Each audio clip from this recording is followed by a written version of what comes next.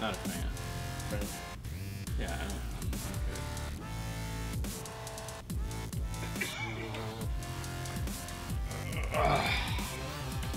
good. Monday. What's up, guys? Rudy, what's going on, man? How long is the delay? Yeah, there's. Oh, boom, there it goes. What's up, Wayne, Wayne? David, Josh, Matthew. What's up? Heidi from Dallas. Good evening, fellas. Tony, what's up, buddy? How you doing? How's the weather over there on the other side of the pond? Broadcast interrupt. What's up, Mike? Did it already die? Yeah. You're kidding. Yeah, I think so. I don't know. Bill? Seems to be going well. Seems to be going well. Bill, what's up? Wake up.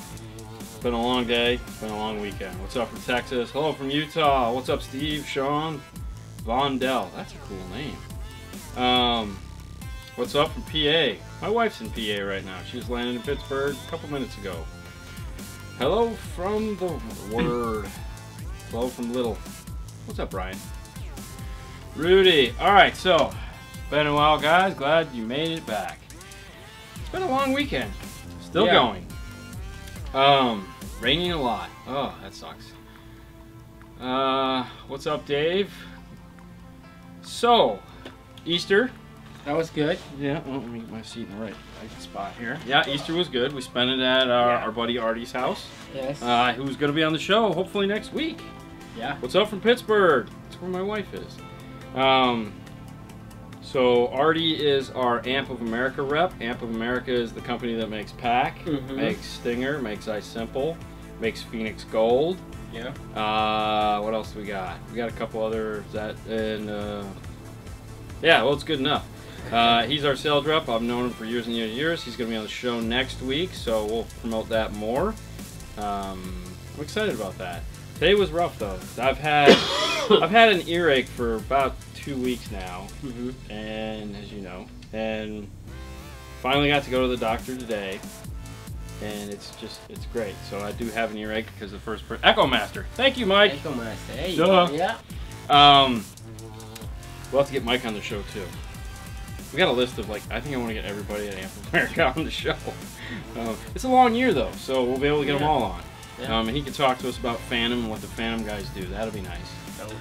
So we're going to get Artie on. Artie's a sales rep, so his job is to take our orders, tell us about new products and stuff like that. So we'll get that perspective, so that'll be good. So, you know, what I want to do basically is get somebody from every part of this industry on the show. Right. I want to get an engineer on the show. I'm working on that. No problem. Tell me when. Will do, Mike. Thank you. Snow here in New York City. Oh, God. That sucks. Yeah. Arkansas. So anyways, went to the doctor this morning, finally. Former speaker, warehouse installer in the house. What's up, Richard? So that'll be nice. I'll be able to get an antibiotic. Get my blood pressure that is going through the roof right now because of my earache, so that's been nerve-wracking. Can't run right now. We just missed the snow where I'm at in New York. So did we. We just missed the snow where we're at in Florida. Yeah. I mean, it was close. It was really thin, but no snow here. Thank God. Nope. Let's see. Guys recently updated to an 8200. Now how? HDMI source. It's highlighted. Isn't highlighted. So the only time the HDMI source will be highlighted is if, one, you have an HDMI plugged into it, and two, you have a device that is on and plugged into it. So for example, until you plug in, like if you, let's say an iPhone or an Android with a USB-C adapter, there has to be an incoming source plugged into it, just like the CD player. It's got a CD player in it, but it won't highlight the CD DVD player or the USB until you actually have a source plugged into it. So it needs to see that source coming in over it. Now, if you've got a source plugged into it and it isn't playing, then I would check the source that you have hooked up to it, because maybe the HDMI cable's bad or something like that. Anytime we have any issues with HDMI, the first thing we do is actually grab the TV that we're watching this on right here, which we did that one video where we had the white fake iPod adapter. Yeah. We were showing that just buy the real iPod adapter.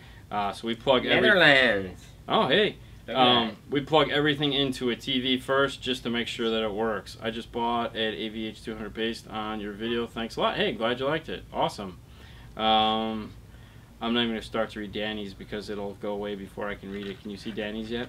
Yeah. What does Danny say? Okay. What's up, Nick?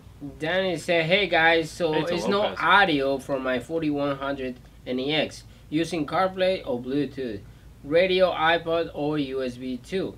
CD, they have sound.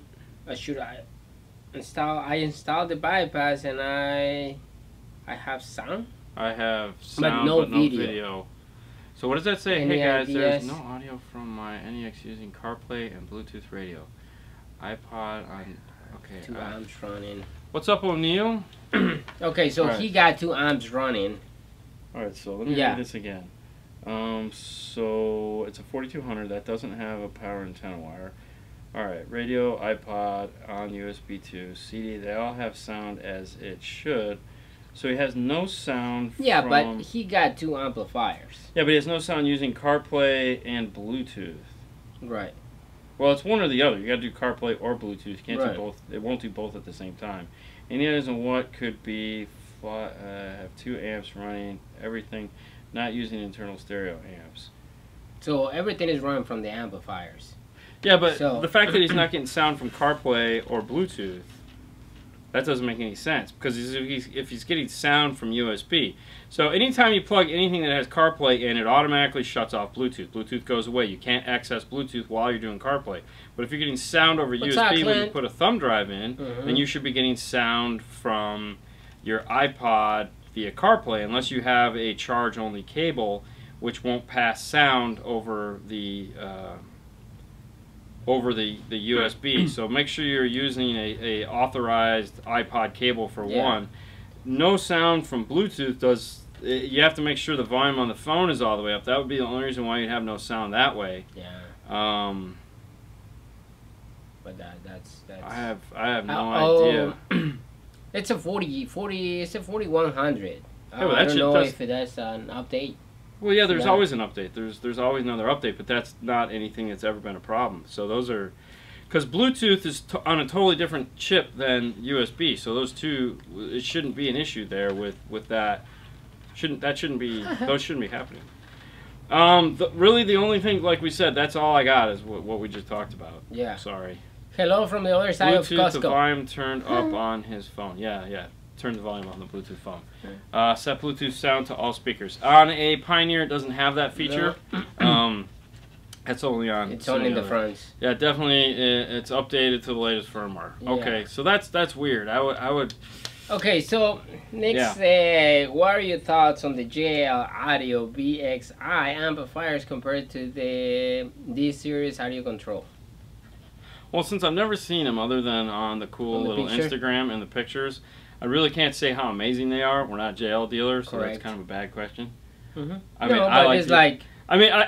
Okay, so here's what's happening. Everyone and their uncle is now going to be coming out with, as we said back in the beginning of the year, 2018, the year of the DSP. Everyone is going to be putting DSPs, coming out with DSPs, putting DSPs in amplifiers. So they're all going to have them. Now what's going to happen is we have to figure out who makes the best DSP software. So that's really where it's going to come down to the goodness. I mean, JL makes great amplifiers. We know that. They've successfully made amplifiers now for years and years and years. Everyone loves them, from the Slash series up to whatever their current thing is. Audio control is new to the amplifier game, but they've been making processors forever. So they come from a processor history, not an amplifier history. JL comes from an amplifier history. Granted, they have made processors in the form of I can't think of it right now, but and now they have the Tweak and they have the Tune, Clean Sweep. So Clean Sweep. JL, to give them credit, they try really hard to always make products that don't suck. Audio control is there again. They've always made great analog and some digital products that don't suck. What we're looking forward to is seeing the features that are going to allow us to tune these things in a better way, make it easier, make it sound better faster, not having to spend 4 hours in a car to get it to sound good. We were on the phone this past week with one of the DSP manufacturers. What we wanted to do was a simple tune. We tuned the front of the car. It had the same exact speakers in the back of the car, and the customer really wasn't worried about surround sound. They just wanted it to sound really nice. Thank you, Mike. What's up, Dave? So we just wanted to copy the front EQ setting to the back because they were the same sets of speakers, same set of power. We weren't doing anything crazy, and we couldn't find that feature anywhere. Called it the manufacturer, and they were just like, no one's ever asked for that. And I'm like, well, why? It makes total sense. Every in-dash radio's EQ can either, is set front and rear the same. Some of them used to have, like some of the old Kenwoods had front EQ, rear EQ, or some, so that all had the same EQ. But they didn't put that feature in their DSP. So now we had to sit there and copy 32 bands of equalization one at a time, and that took forever. And it was like, yeah, granted, not everyone is going to ask for that feature, but it would be a good place to be able to, like, we have this great curve up front, let's start with that, move it to the back, and then we can tune the back from there, do a little bit of adjustment. So I feel that more we're going to have to worry about what software these guys are coming out with. That, I think, is what's going to set it apart. Because we're dealing with all great brands right now. Yep. All right. Okay. I have a 2010 Silverado. I'm looking for the best spot to tap and ignition switch. On what, 2010? What Silverado. Kind of car? Silverado? To tap. Ooh. So in a lot of those cars, the ignition is a monitor only. It is not a feed for ignition. Now you can get accessory. Usually there's, in the passenger side, there is an accessory brown wire. When you pull off the side, there's a whole bunch of wires over there. One of them is a brown, which is a good accessory to grab. It's a low amperage, so if you're going to be doing like a lot of stuff at a relay, I believe there's also a constant 12 volts over there. Constant 12 volts you can get right at the cigarette lighter if you need to, or you can go right out to the battery. But grabbing the ignition wire, the pink ignition wire coming off of the key, a lot of the times those are monitor only wires, and they're not made to be hooked up to anything. Oh, cool. So, wow. Okay, so Rob say, what's up, yes, guys? there you go. PAC Ignition 1. That's also something to check out. That's a new product that PAC just came out with. It looks like Mike's going to be helping us on this show. Thank you, Mike. All right. Yeah, check that out. It's an ING1. Do a Google search on that. It's a new product that just came out with. It generates an ignition wire. It's really cool. We just got them in the other day. I haven't had time. We've been so busy. 1, 2, and 3. Yeah, they have. Well, they all do different things. One's like a data turn on. One's like that. One's a signal voltage. What's up, Jason? Jason is in the house now. Jason. One of them is so for like cars that have the push the where the car shuts off at the stoplight and then starts back up. They make a box for that problem now, which is really nice. So that's good. What's up, Brandon? What's up, Dave? So they have all these new little widgets that are going to really help. So all right, so Rob say, what's up, boys? From Chicago, just dropped off the Beetle to have everything installed, which I have the time to take you guys from Chicago. Oh, yeah. See series, components, blah, blah, blah, and Dynamite. Awesome. Yes, Dynamite. Dynamite is the stuff. Stop, start. Yeah, see? My head is really hurting me today because I haven't started the antibiotics yet, so... Finance components. What do you got? 2004 Jeep Grand Cherokee with Infinity 6x9 components, or 6.5, or 675. Brand. Recommendations under $300. For like a 6x9 component under $300? You know, we just did a set of the new Alpine S-Type 6x9 components. We just put them in an F250. Very nice Alpine, way to go, for sure. They're going to be right under that $300 price point, so I might look into those. If you want something that, of course, is really loud, you can check out the Rockford Punch series, but check out the Alpines. I'm impressed. They have a really nice, strong mid-bass. So now, does he have the Infinity system in it? No. No Infinity. Okay. If he with Infinity, yes. Oh, if it's got the Infinity, that changes the game altogether. No, don't do that, because if you, okay, so back up. If you have the factory Infinity system, you can't just swap out the speakers, because that factory door speaker is actually a subwoofer. So it's not phone range. It's the actual subwoofer for the car. So you're not going to be able to just throw new speakers in there and call it a day. Or spend $300. You've just got into a whole bigger system. At that point, what you're going to need to do is get into something like a PAC Amp Pro, go with a small outboard amplifier, and then you can add speakers, because you need to take that crossover and power that the factory deck is doing out of those in order to put aftermarket speakers in there, because it's a 3.5 in the dash, which is actually where 90% of the sound is coming from. So if you put a 6x9 component in there, this is just going to play bass. This is going to try to play mid-range for that tweeter. It's going to sound absolutely horrible. Amp Pro will allow you to plug into it, get a full preamp section out of the radio that is full bandwidth at that point, and they also make a new T-harness so that you can plug in at the amplifier, get all your speaker wires. Then you can put in a small 4-channel amplifier, power everything up. So it's not going to be a $300 system. You're more looking into a $1,000 system all of a sudden because you have the Infinity package in the car. If you have the non-Infinity system, no big deal. You could do it, but Infinity, way harder to do. All right, I have a 2015 Ram 1500 with a premium Alpine system using the factory 8.4 and the DSR1. Okay. I'm using a Rockford Prime 250.1 to push an 8-inch sub. Okay. And a JL 600 to push all the speakers. All on their own channel. Okay. Right? Yep. So, do you know what for output voltage I can expect to the amps? And how can I set the gains properly without the SMT? DD1. Okay, so that product puts out a 4-volt output. I mean, at the end of the day, that's going to be a lot of output going into the amplifier. You're going to have to, you know, the gains need to be low. I mean, that's just how they are. Plus, you're going to be EQing it, probably going to put on some bass boost. You know, there's no easy way to say just magically do this. You know, without a scope, without some form of way to see the distortion, the only way you could do it is through using some form of pick a voltage and tune the amplifier to that output voltage with a digital multimeter, and that's not going to be 100%. But really, that's the only way I could see you doing it. But you'd have to know what the target output voltage is of the amplifier. JL typically has that information on their website. They're one of the few manufacturers. Phoenix Gold does it. Where they put target voltage on their website. You can find it, and what basically you're going to do there is you're going to play like a test track of a certain frequency, and then you're going to play it through, disconnect all the speakers, set the amplifier, or set the gains low, put the voltmeter on it, set it to AC, and then you're going to turn up the radio until it hits that target volt, or you turn up the radio, and then start turning the gain up on the amplifier until it hits that voltage. The key is you have to leave the voltage, you have to leave the radio at a specific spot. You have to, like, this is where I think the radio is not clipping. I want to leave the radio here, and then go turn that voltage up, and it's all a guess. At the end of the day, it's all a guess.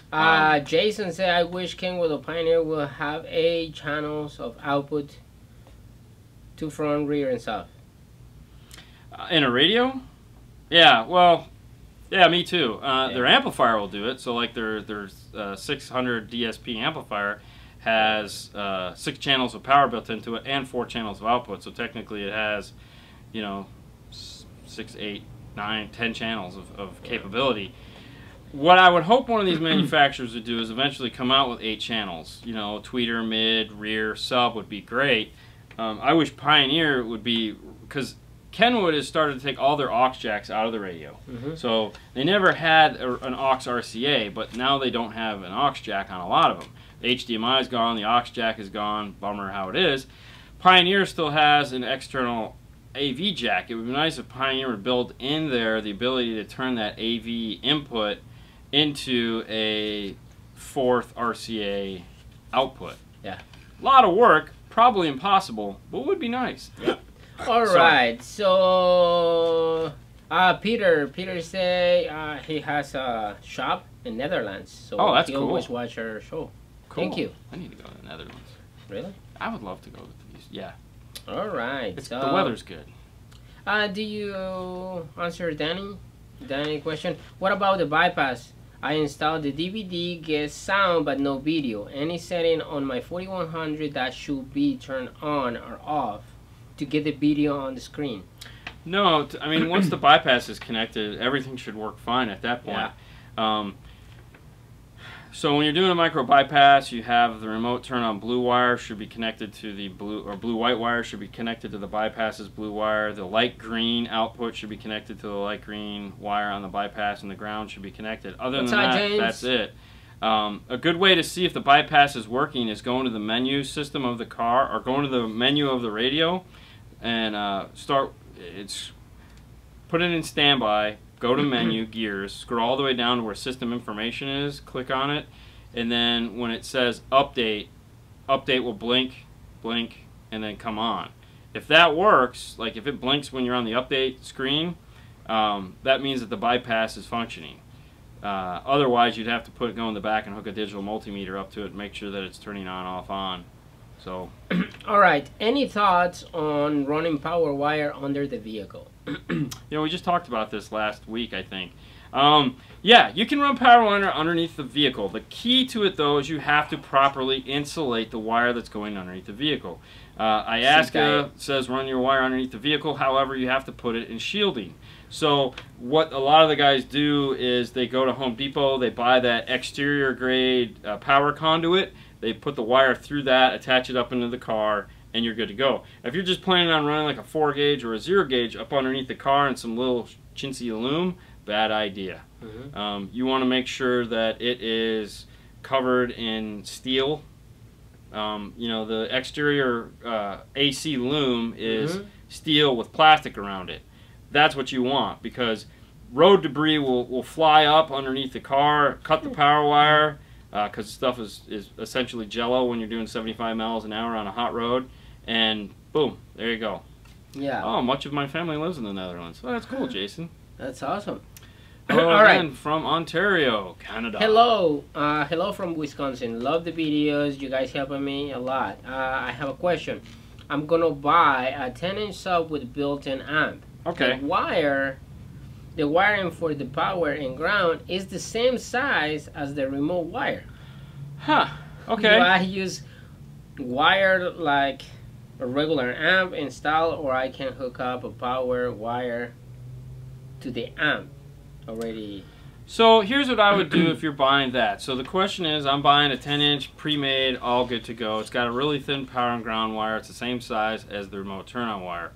Should I run a regular power wire to it? I'm going to go yes. And the reason why is because more than likely you're not going to be happy with this system that you're putting in, and you're going to upgrade to something else. So if you just go ahead and run a better power wire, then you're good to go. The other thing too is you might as well give this thing the best chance it has at sounding good, and the more power you can get to it, the better chance you have. So definitely want to, like an 8 gauge would probably be fine. I'd, run an 8 gauge to it and be good to go. Unless you're planning on one day, you want to add a real sub amp. All right, David. Hello. I have a 2007 Trailblazer. Which pack do I use to keep my steering wheel controls and XM? It's going to be an RP5. So go to pack-audio.com, type in your car, and look for something that says RP5. If it is capable of retaining the Sirius XM, now it has to have, how these Sirius XM add-ons work for like an RP5. If it will communicate, you can read if you go to the instructions, what's up, Dan? If you go to, download the instructions, read the instructions, it'll tell you if it's capable of retaining the factory XM. I don't recommend it. I'll tell you right now, trying to retain the factory XM, bad idea. And the reason why is because how you control it is through the steering wheel control. So you have to go track up and down through the steering wheel controls. That means if you want to go from channel 10 to channel 100, you have to hit the button 90 times. Buy the SVX300 and plug it into the new radio. Sanity comes at no price, man. You got to pay for Sanity. The RP5 is still the best will do everything. I like the RP5s. Anytime we have the opportunity to install an RP5, we do. At that point, though, if you want to save some money, you can go down to the RP4. It's still a great alternative. We actually use more RP4s than anything else. But yeah, so that's that information. All right. Okay. This is Raphael. Thanks, Mom. Mom says hi. Oh, hi. Okay. Raphael said, I have 2017 Hyundai Sonata without the factory amp. Yay. Just front doors, rear doors. I have a Pioneer 8604 and 9601 amp. Okay. Yep. On the audio control LCQ1. Okay. The resistors and everything. Yep. My problem, I haven't getting a humming sound from the front speakers. Does not increase when I raise the volume. Okay. And the humming is there when the car is off and the radio is off. I have no alternator noise. just that low humming sound? Ooh. Help me out. So the problem always lies in the. Okay, so we went into Chris. Hey, Chris. I'm just gonna say small amplifiers whenever you get a chance. We're just waiting, buddy. Anyways, so and I know you've been busy. I'm just kidding. I heard that he was in another show. Yeah. We talked to Bill, and he was like, nice. Yeah. I have a Bentley. You can come finish. No, Dave. No, no, because you bit off a way big piece of that one, and that's all you, buddy. And congratulations on the new job. Whenever you get finished with the Bentley, you can leave. But until then, you're staying right where you're at. Anyway, so anytime you have to do any form of integration, there's always the opportunity to get noise. It's just how it's going to happen.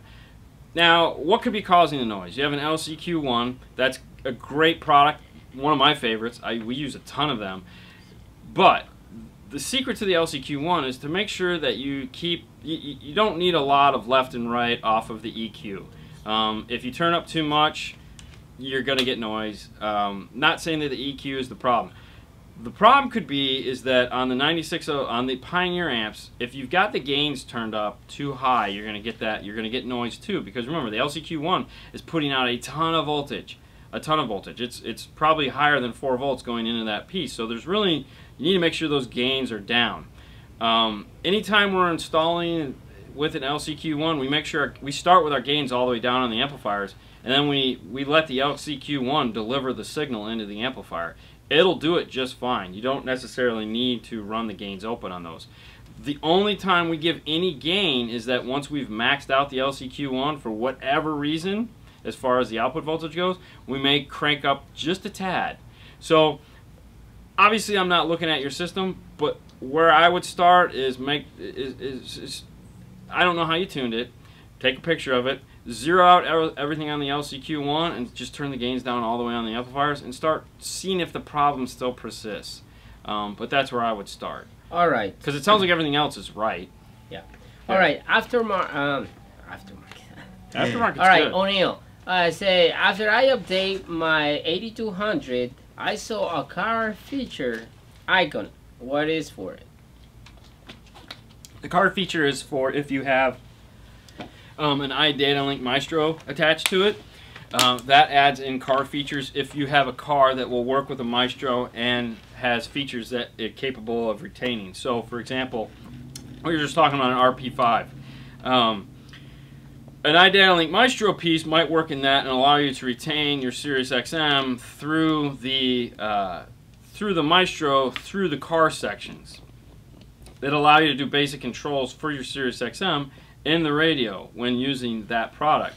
The other thing that the RR does in some cases is allows you to, it'll give you, like when your door is open, it'll give you gauges. It gives you lots of fun for 5 minutes of use. But yeah. Okay, so what are your thoughts on those base tubes? They are made out of cardboard? Oh, it's like like a bazooka, something like that. Yeah. Okay.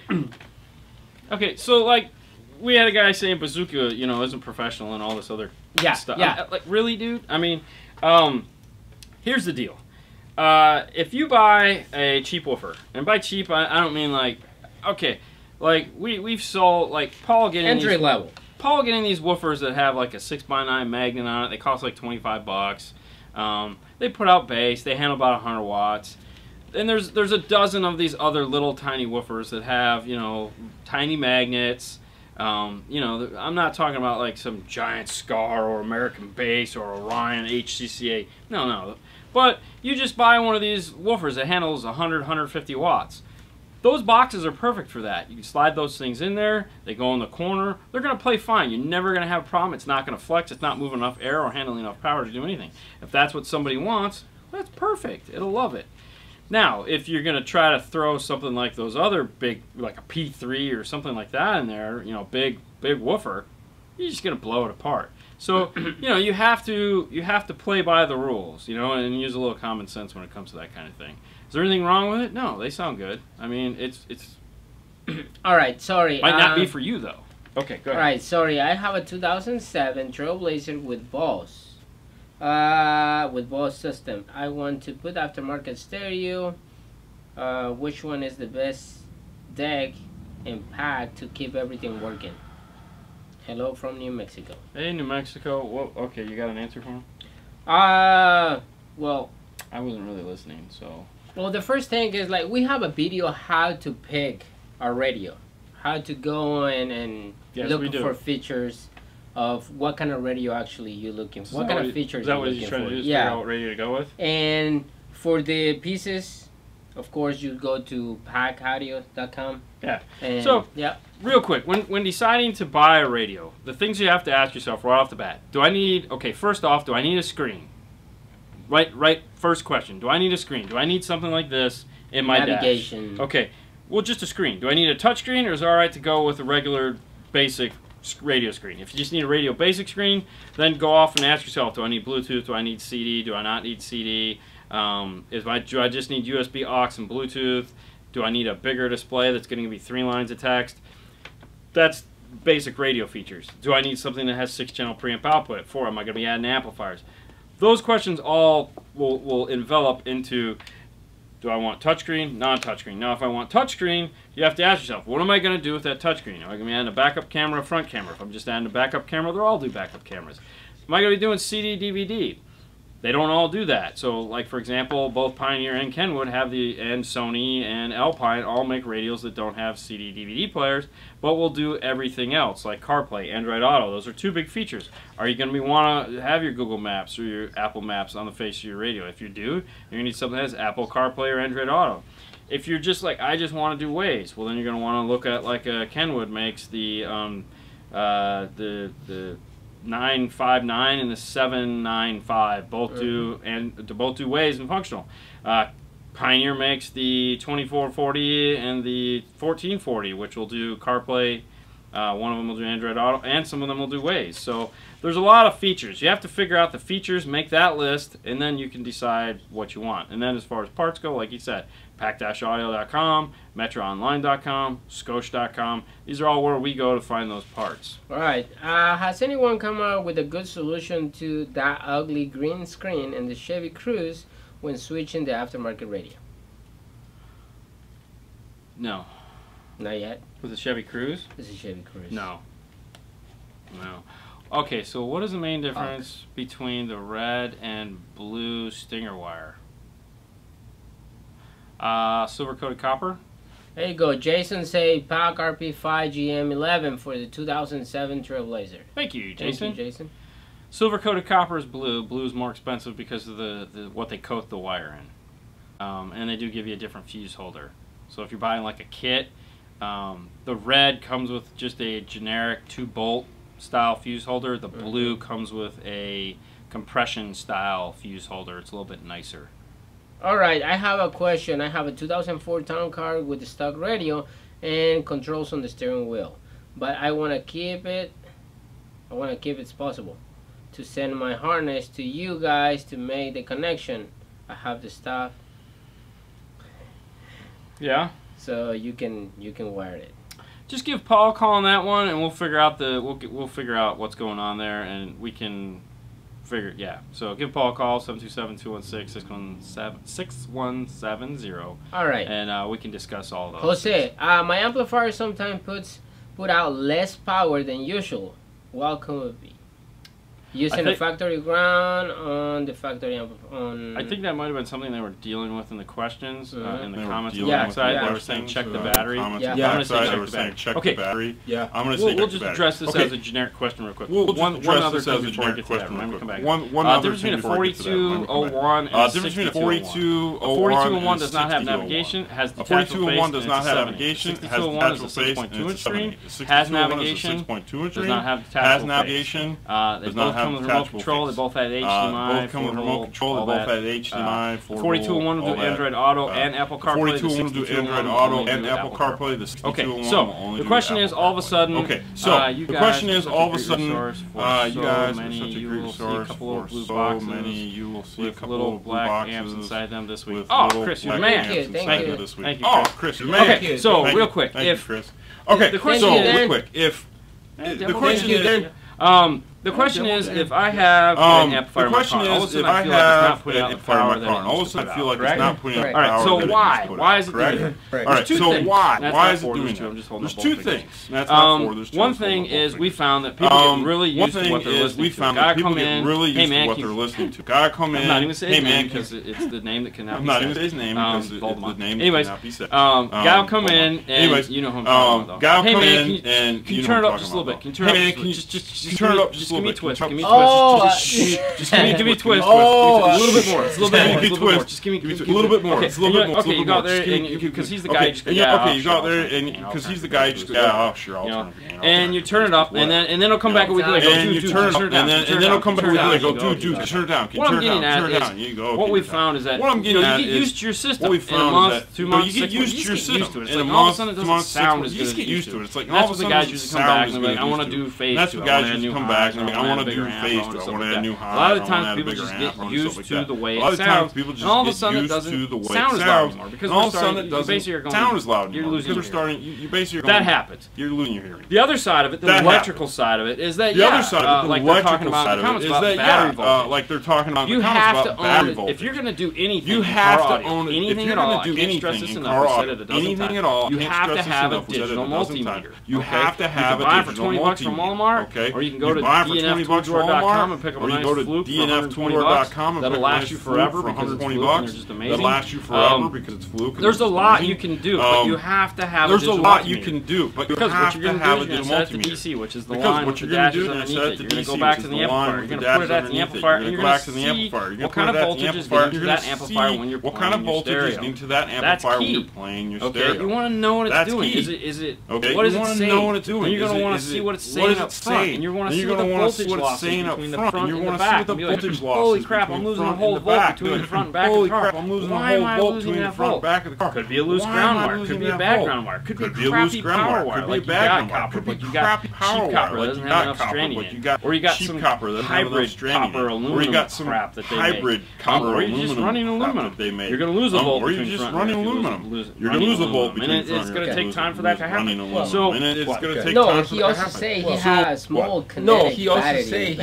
Well, there again, the other thing too is you got to see what kind of voltage is going on back at that battery. Just because you have a second battery back there, you might not ever charge it.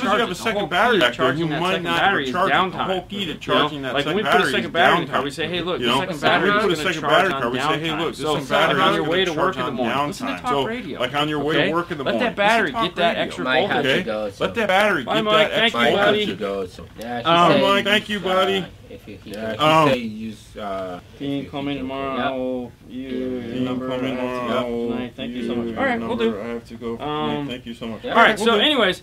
You know, you need that downtime on that battery. If you're going to be playing balls to wall all day long, then you have to find out some way to actually charge that second battery. You have to find out some way to actually charge that second battery. The other thing, too, is a lot of the times people want to ground their amplifier to the second battery. Not a big fan of that. I used to do that a long time ago. Not a big fan of that. I used to do that I make sure that the ground for the battery is on its own. Everything has their own battery is on its own. Because that actually, I found that helps to. I found that helps to. I get the Emmy. Hurry up. Just go ahead. I found that when you ground everything to the battery, I found that when you ground everything to the battery, it kind of exasperates the situation. Makes it worse. I don't know why. It's just makes it worse. That's what I found. I don't know why. It's just there you go. There's my thought on that one. All right, go ahead. I'm sorry. All right, there's my thought on that. Thank you. All right, go ahead. I'm sorry. All right, no. Actually, if you want a cool, nice weather, you say Netherlands, go to Portugal. You say non-Netherlands, go to Portugal. You say you want to go to Netherlands. Yeah. You say you want to go to Portugal. Yeah. My friend is going to Portugal. All right. All right. I just had a Kenwood DNX 9. I just had a Kenwood DNX 9. And they install it just straight out with nothing to lock, tape around it, and a gap from the dash kit. And a gap from the dash kit. Say I appreciate you. Wow.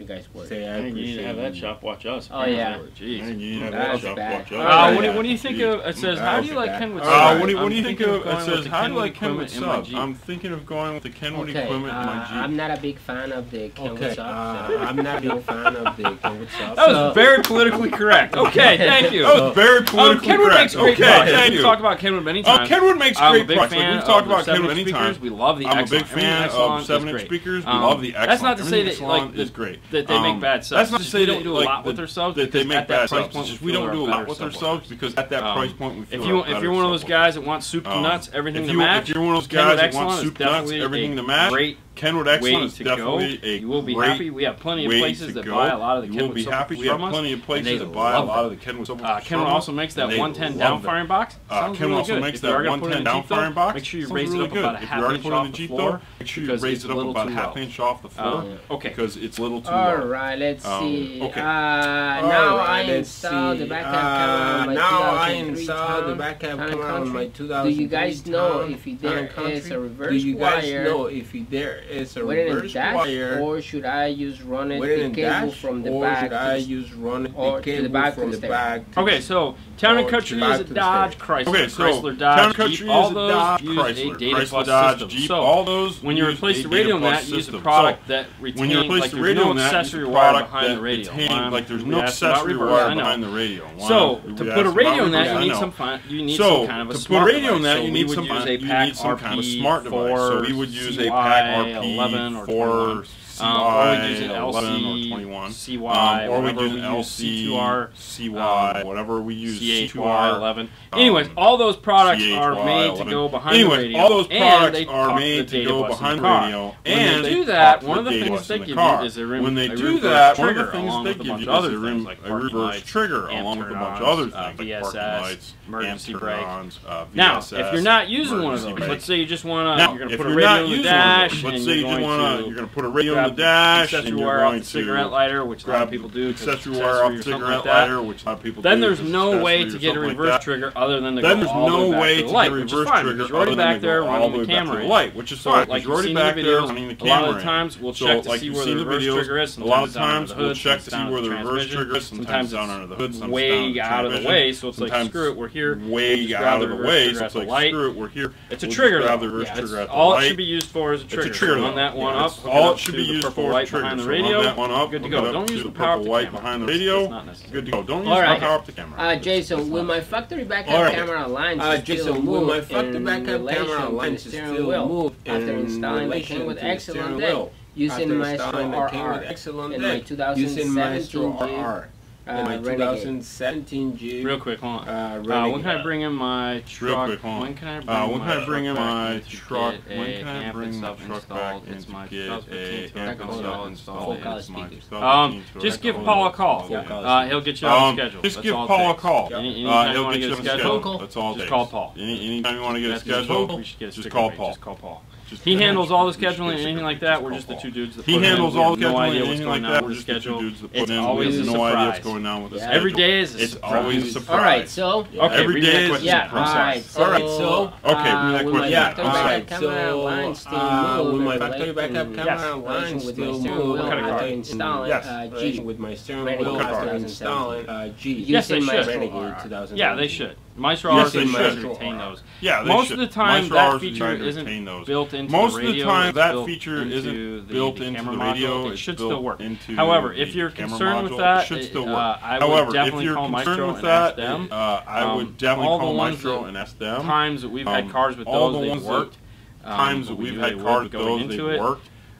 So I would call. And iDataLink has great technical support. There's no question. iDataLink has great. Most of these manufacturers do. Pack has great technical support. iData has great technical support. They saved our butt the other day. iData has great technical support. They saved our butt the other day. Give them a call. They'll know the. It should say though. Now it should say when you look up your car. It should say though. Now it should say when you look up your car. Dynamic parking lines. All features. One of those should be dynamic. It should list dynamic parking lines and either have a checkbox. It should list dynamic parking lines and either have a checkbox. All right.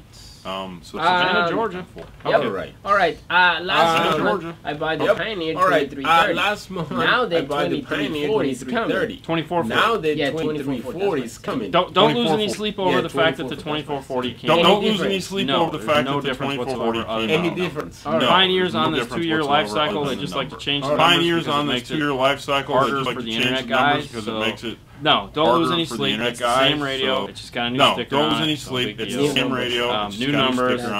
It's all good there. All right. Hold on. Ricky Daniel. Ricky Daniel. Ricky Daniel. Don't build boxes. Real simple. One, we have a real small install bay, and anytime we cut wood in there, we have a real small install bay, and anytime we cut wood in there, I built boxes for a really long time, and I'm allergic to the sawdust. It just kills me. I sneeze for days on end. It just kills me. 3, we have Bright Star Car Audio, which is right down the street from us. We have Bright Star Car Audio. He will build me any box I want. All I have to do is draw him a blueprint. He will build me any box I want. All I have to do is draw him a blueprint of it, send it to him, and he'll build it to me. For me, every time we cut wood in the install bay, we literally have to stop what we're doing, pull the whole install bay apart, clean the whole install bay apart, and then start over, because I don't want a dirty install bay, and I don't want a car covered in sawdust. We tried cutting the wood outside. The only problem is that with the wind that we have out back, the only problem is that with the wind that we have out back, the way our back area, it just blows back. We cut plastic. Plastic, great gravity falls right to the floor. Plastic, great gravity falls right to the floor. We've gone on to using that for most things, so that's why we. With the current situation the way it is in our install bay, it just with the current situation the way it is in our install bay, it's not worth O'Neill, it. he's coming. We have in July 2018. O'Neill, he's coming. Cool. In July 2018. Don't make it for any time during the July 4th week. Nice. We will Don't make be it for any time during the July 4th week. We will be on vacation and we'll all be closed. Oh, yeah. No, it is 2000. No, he's saying 19. Oh, 2019. Yeah. There again, next year. Same time. 4th of July week. There again, same time. 4th of July week, we're closed. Just poll before you. Because we'll be closed the whole 4th of July week. Before you. All right. I'm interested to add an aftermarket. All right. I'm interested to add an aftermarket. 2011 RDX. All the speakers are run my 2011 What is an RDX? That's an Acura, right? Oh, yeah. So, yeah. Okay. It has a factory DLS. Did you have any experience with this vehicle? And did you have any experience with this vehicle? And do you have any recommendations?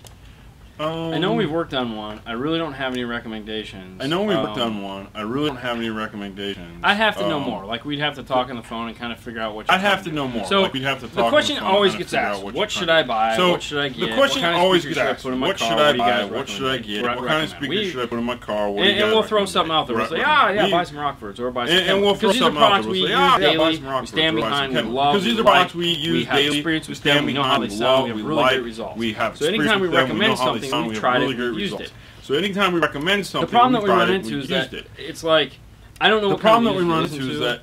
I don't know what your budget is. I don't know what kind of music you listen to. I don't know what your level of installation ability is. I don't know what your level of installation ability is if you want to try to do it yourself. So there's a lot of variables there. So it's hard to answer those questions. It's hard to answer those questions. I don't want to throw a brand out there and be like, without just, I don't want to throw a brand out there. I feel like I need to talk to you. Anyone that comes in here when I help I feel like I need to talk to you. Anyone that comes in here when I help find out what you plan on doing. Talk to them for a good 20 minutes and find out what you plan on doing. Installing it. And there's a lot that gets involved in just that. Brands that are good, there's a ton of brands that are good. Like we just brands that are good. There's a ton of brands that are good. So now we have 3 high-end brands. We have so now we have 3 high-end brands. We have and all 3 of them have different characteristics. And sound totally different. Have different characteristics and sound totally different. And of course, we have audio control. We have Phoenix Gold. We have audio control. Phoenix Gold. We have Alpine. We have Pioneer. Scar. We have Alpine. We have Kenwood. We have Pioneer. So we have a ton of products that we have access to. We have a ton of products that we have access to. So I mean, we have an advantage and we get to play with. Of recommending. So I mean, we have an advantage but without knowing specifically what you're trying to do, it's knowing specifically what you're trying to do. All right, so thank you, Derek. Kenwood eggs. Hey, what's up, Ethan? Thank you, Derek. Ethan. Kenwood eggs. Hey, what's up, Ethan? How are the fam? Yeah. How are the little 4 midgets running? How are the fam? How are the wolf all right, so okay, sorry. Kenwood X01. All right, so okay, Kenwood X01. Okay, 5. Yes. 5 channel. 4 gauge. Okay, okay. yes. 8 gauge. 4 gauge. What brand do you recommend? We use Stinger. We're a Stinger dealer. We use all kinds of Stinger. We use but there Stinger. again, if you get a nice 100% copper, we use all kinds of Stinger. But there again, if you get a nice 100% copper 4 gauge, that's all you really are asking for. Plenty of good brands out there. T-Spec. There's plenty of good brands out there. T-Spec. What's the Stinger? I can't think of it. What's the high? There's a ton of good 4 gauge out there, but definitely run 4 gauge to it. There's a ton of good 4 gauge. The amp draws definitely run 4 gauge to it. It is a very powerful amplifier for its size. A lot of power. If you haven't checked it out, very powerful. head over to Old School Car Stereo. If you haven't checked it out, that and head over to Old School Pioneer Car Stereo where he took and ran them head to head. The Pioneer 9601 wattage that comes out of those two amplifiers is insane. The wattage that comes out of those two amplifiers but as far as Stinger goes, that's where we use. That's going to be the winner. As far as Stinger goes, that's what we use. That's going to be the winner. I have ABH 391 VHS. I want to install ABH 391 VHS. I want to install weatherproof speakers in my. He says, real quick, he says you should use Fast Tool. He says, real quick, he says you should Fast Tool. Have excellent dust collection. To cut your boxes. And they make great dust collection. There's a lot. We have dust collection now. And they make great dust collection. There's a lot. We have just dust don't collection have now. the The problem space is to do. We just don't the have dust the collection space system to we need. do We're actually right now we're finishing up our router dust collection system. We have a dust collection system hooked up to the saw. It just doesn't suck the way we want it to. We need a top and a bottom dust collection system, and the way our saw is set up, can't do that. Plus we have a panel saw, which we're working on trying to get that to suck as much crap out of the air as possible. We have an air filtration system mounted on the ceiling right above it all. We have an air filtration system mounted on the ceiling right above it all. MDF. It just throws out dust like you just would not believe. Just throws out raining. dust. Unless I'm just going to build every single box out of birch. And unless I'm just going to build every single box out of birch. Paul just not down for that. That would be way too expensive. Paul's not down for that. I can make a phone call and the guy will build me whatever. And there again, I can make a phone call and the guy will build me whatever. About the 391, I want to install weatherproof speakers. About the 391, I want to install weatherproof speakers on my camper and my Tacoma. The radio. I'm guessing he has 4 speakers already hooked up to the radio, and he want to add speakers in the camper. I'm guessing. So how do I go? Where am I looking at here? I have I want to install weatherproof speakers in my camper shell of my Toyota Tacoma. Okay, how do I go about doing that? Okay. So first off, your 3.9. Okay, so he has a camper shell on the back. He wants to put some waterproof speakers back there. That's fine. A couple different ways you can do that. The first way to do that, actually, just what's popping in my head first. Obviously, you're gonna buy some marine speakers. There's a ton of them out there. Kicker makes some really nice ones with lights. Stinger actually just started making some with lights. The lights would be cool. Rockford makes some. JL makes them. Everyone's got a marine speaker now. Even Hertz makes a marine speaker. What you're gonna need though is that the deck has 4 outputs for speakers, and those are going to be the ones you're already using. So what I would do is pick up something like an Alpine 455U, KTP 455U, which is their universal little brick amps. A little 50-watt amplifier. It's like this big. It draws very little current. Okay. You can set it up for 2-channel input to run 4 speakers. So take like the front or rear output out of the 391, the RCA, run it in that amplifier. It's going to have a blue-white remote turn-on wire. Hook the remote turn-on wire up to an on-off switch. Then connect the power and ground up to the battery. Run wires back to the camper. Hook them up. When you want to hear them, turn them on and off with the 4.5. Turn your radio on, flick the switch to on. It'll turn the amplifier on, and you'll have sound in the back. That's really about it. The other option, which is way harder, would be to build a switching system with a bunch of relays so that you could turn on and off the speakers from inside the car and have them go to inside the cab. That would be way harder. I think just buying the small little brick amp would be the way to go. Pioneer also makes one too, which is a little bit cheaper, which is the GMD 1004. Okay. All right, Eric. Yes, panel saws are a space saver. Love ours. Been using one for like 20 years now. There you go. All right, okay. Eric. I would like to put a double ding with backup camera in my wife's car.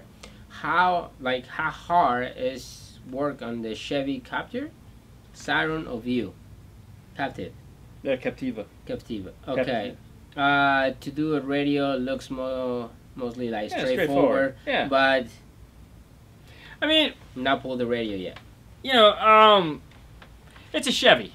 At the end of the day, it's a Chevy. Chevys, you know, you know, Metra Online, though we don't recommend their kits all that often, one of their strong things that they make is they have a great resource of installation kit install guides. And their install guides is where they show you how to take your car apart. It's a great resource to have. Now, that'll tell you how to get the dash apart and give you an idea of how hard that whole thing is going to be. Because if you can follow that and it makes sense to you, then you're like, okay, I can put the radio in because I can read that and I get where all these little pieces and things and will pop off. Now, as far as putting in a backup camera, you know, if you've seen the show, you watch Fernando put them in all the time, it's a fear thing, you know, because most of the time you have to drill a hole between the inside of the car and the outside of the car. You're definitely going to want a uni-bit of some kind to do that. And then it's just running that wire. And running that wire is key because you have to make sure you run that wire following the factory wiring harness so that it will work just like the factory wiring harness. You don't have any pinches, you don't have any kinks. If you do that, you're golden. That's it. Alright, so let's see. It's safe to use carpet wrap piece of plywood as a amp rack under the rear bench. Yeah. Oh yeah, trust me, before we used plastic all the time, that's what we used. I'd, you know, take a piece of wood, I'd slap some carpet on it, I'd throw it underneath the back seat, I'd make an amp rack. I mean, I think if you go... People still just they do it all the time. Put in I mean, people just, they just screw them to the floor. Golden. But no, actually, if you go back and look at, I think the Chrysler video that we did, the time-lapse in the Chrysler install, like 3 years ago, that video, that was a wood amp rack that we used in that car because at the time we weren't using a ton of plastic. And we needed some carpet, you know, and we didn't have like really thick plastic, so all we did was, you know, we made an amp rack out of wood and carpet. We've made boxes before. Yeah. There's, I mean, when I first started here, the whole thing was we did custom fabrication and we built stuff, but then we just got so busy and it just became such a hassle that we just stopped doing it because it just took too much time. And Paul's business model isn't necessarily structured that way. Every store has to have a business plan, and you know, though a lot of it is what I want to do, at the end of the day it's still his store and we have to play by his rules. So you know, we've gotten to do what we want on a lot of things, but there's just certain things we can't change or want to change. Alright, I have a 2005 Pacifica and I want to install a system, but I don't know if it has internal amp. Sounds good, Justin. Okay. So also, is there a way to retain the monitor so I don't have to buy a new one? Because I want to change the head unit 4201 Pioneer. What kind of car is it? It's a Pacifica. And he wants to install a system, but he don't know if it has an amplifier built in. Yeah, more than likely is, because Pacificas suck. But I don't understand about the monitor. Rear overhead. It's got the overhead. Okay. What year is it? 05. Sell the car. I gotta be honest, 2005 Pacifica is a nightmare vehicle. And that's nothing against your car. It's just 2005 was the changeover year, and the Pacifica was just the most forgotten car that they made. You have to bypass the factory amplifier. You can't retain the factory overhead. Is a nightmare. Is trying to retain any of the factory stuff is undoable. I think we had a video where we did a Pacifica. You have to go bypass the factory amp. Metra does make a harness to do that, but all that stuff has to come out. There's no great way to do it. Now, Metra was working on an interface to retain the factory amplifier. I don't know if it ever came out. I don't know if it ever works. When it comes to 2005 and Chrysler, it's just a bad year. When you add in the Pacifica, it's a worse year. All right, so let's see. I like the Kenwood DDX 9905S. Looking to buy it, but PAC doesn't make a smart harness for my ride. It's a 2017 Hyundai Sonata. Correct. Not yet. Not yet. I think Metro makes that one right now. Hyundai and Pack right now are they're okay. So I mean, let's be honest. So Pack has a whiteboard just like every other manufacturer, and right now their whiteboard has Amp Pro written all over it. And right now the things that they're concentrating on are Amp Pro, and GM. The whole RP4, RP5, RP3 line of products that they make are going to all be changed. They're redoing the whole line. So they're spending a lot of time on that, and it's very expensive to produce these products. So, you know, they've taken me in and they've showed me some of what happens and why certain things take so long and why other manufacturers may have a product that is okay or some standard, or why they're first to market, or why they make a product and it's still never worked right, and they just don't believe in doing that. So it's tough, and for them, those brands like a Kia and a Hyundai have kind of taken a back seat to GM right now, but eventually we'll get back to them as they tell me and we'll be good to go. You might not need a smart harness though. Yeah, alright. But if you do, it's going to be a Metro one for right now. Alright, what do you got? Alright, so recently installed Fix 86 on my Dodge Ram 2017 with an Alpine stock amp. How can I get rid of the hiss sound? The hiss sound. Try everything or any suggestion. Alright, real simple. To get rid of the hiss sound is take the Fix out and put an Amp Pro in. If you've got a factory premium Alpine system in a Dodge Ram, they make an Amp Pro for that. That'll get you your preamp level output. You don't need to use a Fix for those anymore. The problem is that you're having an issue with the class. Hey, from Mexico. From Cancun, Mexico. The problem is that you're having is that the amplifier, Class D amplifier, doesn't like the fact that there's not the proper resistance on it, and it's doing dumb things like Class D amplifiers do.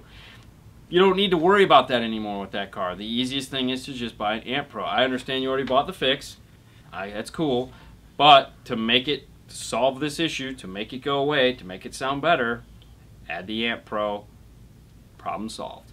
I would trade the Fix in and get a tune, because the tune is something that the Amp Pro doesn't have. The Amp Pro doesn't have a DSP or an EQ or anything like that. It just uses the radio. So if you go from a Fix to a tune and an Amp Pro, that's the best of both worlds. You're rocking there. Yeah. Okay. All right. So just for Richard, he's looking to add a Pioneer in the Denali 2005. Just give Paul a call, and he put it in your schedule. All right. So John. Newcastle, UK. What's up, Chris? John, I have been watching your videos and really appreciate how much work and the quality of the work you guys do on installing stereos, alarms. When I was in high school, almost like 2 years ago, I updated the entire system in my CRV. After watching you guys, really want to wire it. Yep. You know, and that's funny. So John, basically what John was saying is something that I read a lot in the comments, which is great. And this was one of the things that has been a side effect of the show, is that a lot of guys, we all have, you know, a lot of people are my age, and we've all grown up, and we have kids now. And these kids, like the 10-year-old that came up the other day with his dad. Yeah. Haley watches YouTube constantly. Sebastian, you know, he was watching YouTube yesterday, you know, and he's 2. So these kids watch YouTube, and no, I didn't talk to Paul at all today. I was out half the day, so Paul and I didn't get a lot of conversation, Victor. I'm sorry. So he'll probably talk to me tomorrow. So anyways, what we've been getting a lot of, and even the guys that come in and visit us and say hi, which we love, you know, they're like, hey, you know, I used to do this in high school, or hey, I used to do this when I was younger, and then life caught up with me. I had kids, I got this, I got that, and then they got stuck watching YouTube because their kids are watching YouTube, and they're like, well, what did I like when I was a kid? What can I find? And then they find us on YouTube, and it's like, next thing you know, they're like, man, I want to buy speakers for my car. This is so much fun. It was great when I was in high school, or it was great when I was younger. Let's do that again. And it's great because car audio is fun. It's always been fun. loud music is great, man. It's always great. You know, I mean, let's be honest. Hearing shit loud and sounding good. Turn it down. Yeah, I mean, it's awesome. Dude, this 10-year-old kid came up to see us, and it was awesome because he's like, dude, I got a stereo in my bedroom, man. And we're like, he's 10 years old. This kid is powering an 8601 Pioneer amplifier with the power supply that he ripped out of his game system. You know, because he needed a 12-volt power supply. Yeah. So he's like, my game system has a 12-volt power supply. It's pretty big. I'll hook it up to my amp. He's banging 212s, man, in his bedroom. It's like, what? It's awesome. Yeah. That's awesome at 10, you know? And his dad was like, yeah, he just wanted to come and meet you guys. But yes, no. He already have a plan what he's going to do with his dad's car. Getting back into car audio after being out of it for so long, yeah, it's awesome. It's great because it's like, you know, when I look at where I was back in the 90s as far as car audio goes and then into the early 2000s and where it's at now, it's so much cooler now, man. It's so much cooler now. I mean, it was fun back then, don't get me wrong. You know, old school car stereo, you know, every time Big D Wiz puts something up, it's like, oh, I remember that. But still, it's like, I like this. This is way cooler. Ricky, say, what do you think is the best single DIN radio out right now? I really like the 8080. I'm sorry, the 8800 from Pioneer. It's not as great as the 80 PRS, which everyone is going to tell you the 80 PRS is awesome, and it is. It's a benchmark for sure. I mean, we tested it. Big D Wiz has tested it. A lot of guys love it. What I like about the 8800 is that it is just a little scaled down, but it's more evolved. I mean, it has the better Bluetooth. It has options that I feel are relevant now. If all you want is the ultimate in sound quality and you're just going to be a tweaker, then the PRS 80 is the way to go. If you are a mild tweaker and want the better Bluetooth and that kind of thing, then the 8800. Alright, so Curtis, LC21 plays a full power only when the balance is all the way to the right or to the left. Alright? Okay. So it plays like full power when it's to the right, when it's to the right or to the left. But when they put it in the middle, it only plays a half. Yeah. Any ideas? Yeah, polarity. It's all polarity. Anytime you guys watch a video, we do a polarity test. Yeah. The reason why we're doing a polarity test is because we want to make sure all the speakers are moving in the right direction. There's many ways that you could screw up the polarity, though. And one of them is on the input section of the amplifier. So, if you play just the left, you get all the sound. You play just the right, you get all the sound. When you play the two together, if you have one out of phase out of the other, guess what? You get cancellation. You have a polarity issue on the input of the amplifier. It happens. How does it happen? We've seen bad RCAs. If you're using a high level to low level adapter, it's real easy to happen then. That's lots of fun. Could be a cheap radio. There's a lot of things that are causing that issue, but what you're having is an issue with polarity on the input side of the amplifier. Or somehow all the speakers on the left are out of polarity with all the speakers on the right, which is essentially what's happening, but it's happening before it gets to that. So, you gotta switch it. Alright, so we're in Clearwater, Florida. We are? Yeah. Yeah, we are. Yeah, we are. Right across from the original Hooters. Yeah, what's the difference between iDialing Maestro serial and remote wire? What's the difference between iDialing Maestro serial and remote wire? I don't know. I mean, they could be talking about like the iDataLink data connection would be the only thing I could think of there. You know, but they have remote turn-on wire just like anything else.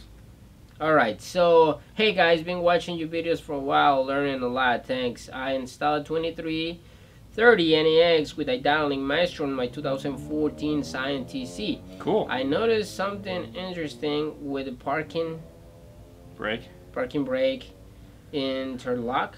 Okay. I want to know if you guys have seen this before. You have to engage the parking brake, have the car in ignition state, and have the seatbelt unlock. Yeah.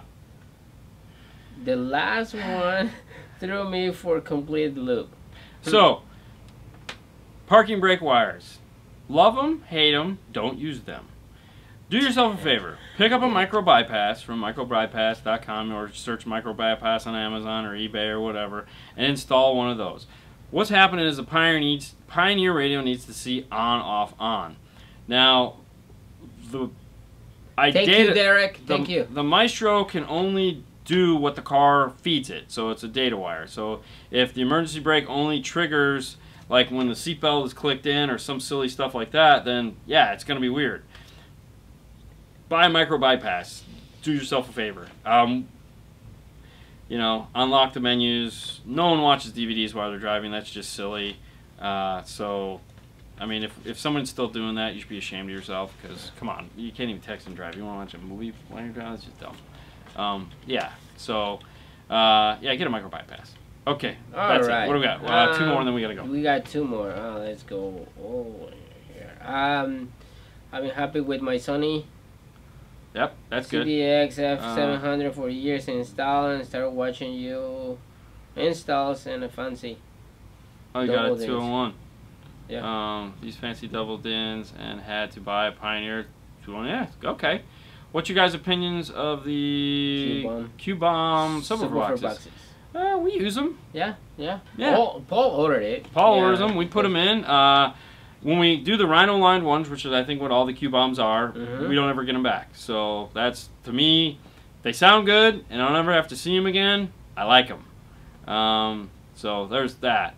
All right, I have a ABH. This is the last one. I have a ABH 491 VHS URAM SAT1 and a radio pro. Yeah. I have a problem with the URAM. Okay, you're going to. Okay, so like we did a video on the URAM, and that was the only time we ever got the URAM to work. The problem is that we found is that Chrysler uses like a 10-foot cable between the radio and where that URAM plugs in. It's too long. The resistance, the radios can't read the resistance that's putting out, so we actually stopped using the URAM, and we've just switched to an on-dash USB nickel. What we end up doing if someone wants to retain that is we'll put a charger on it so that it can charge, but the URAM is a dud, unfortunately. All right, Edison, we have a video on bypassing the amplifier on a Lexus. It's kind of similar, so if you watch that video, you might have an idea what you need to do. If you want to upgrade from your INAW900BT, check out the INEW977HD. Yep. Okay. All right, guys, that's going to be it for tonight. We've been on for a long time. Hey, thanks for watching as always. If you guys want shirts, teespring.store/5starcarstereo, dnftooldrower.com. Yep.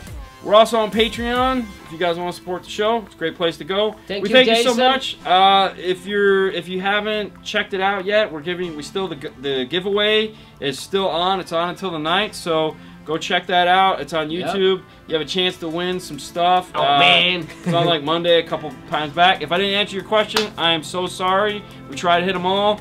You guys are great.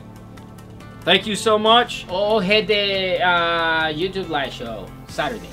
Yeah, you can ask us again and try again on YouTube Live. You guys have a wonderful night. I'm off to pick up my antibiotics. I can't wait. So my ear will stop hurting. See you guys later. Yep. You guys have a great night as always. Bye. Thank you. Bye.